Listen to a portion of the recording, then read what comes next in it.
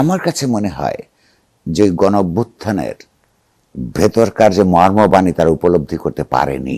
গত ৩ মাসের সরকারের গভর্নেন্স দেখলে আমার মনে হয় না, একদিকে আপনি বলতে পারেন যেটা খুব অল্প সময়, এই অল্প সময়ের মধ্যে এখনো এই সরকার সম্পর্কে কোনো নেতিবাচক মূল্যায়ন দাঁড় করার হয়তো সময় হয় না, অনেকে বলেন। কিন্তু একই সঙ্গে এইটাও সত্য যে ৩ মাসের আচরণের মধ্যে সমাজ যে তোলপাটটা হয়েছিল ১৫ বছরের আন্দোলন সংগ্রামের মধ্য দিয়ে, গত ৫৩ বছরের যে স্বাধীনতার পর থেকে মানুষের যে আকাঙ্ক্ষার পূরণ হয়নি, সেগুলো যে একটা অভিপ্রকাশ লাভ করেছিল।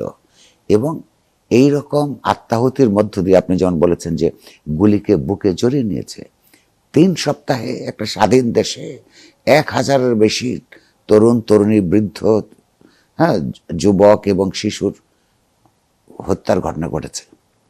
২০,০০০-এর মতন মানুষ গুলিবিদ্ধ হয়েছে, আহত হয়েছে।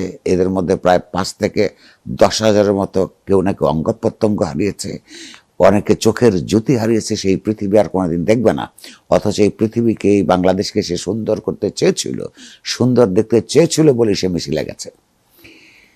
এই সরকার যেই সমস্ত পরিকল্পনা করছে এখনো পর্যন্ত, যেগুলো কথা বলছে, বিশেষত আচরণ যা করছে, আমার কাছে মনে হয় যে গণঅভ্যুত্থানের ভেতরকার যে মর্মবাণী তারা উপলব্ধি করতে পারেনি। দুটো কারণ থাকতে পারে। একটা হচ্ছে যে সরকার যারা পরিচালনা করছেন তাদের একটা বিরাট অংশ বিদেশে ছিলেন, আরেক অংশ জেলে ছিলেন।